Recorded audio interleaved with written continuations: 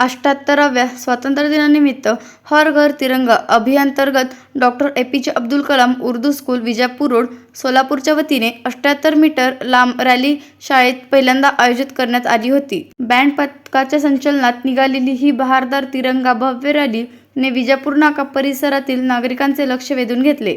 तिरंगा रॅलीतील प्रमुख पाहुणे माजी नगरसेविका पूनम बनसोडे, खाजाबाई शेख, जुबेर सय्यद, संसदीय अध्यक्ष मोहम्मद तांबोळी उपस्थित होते.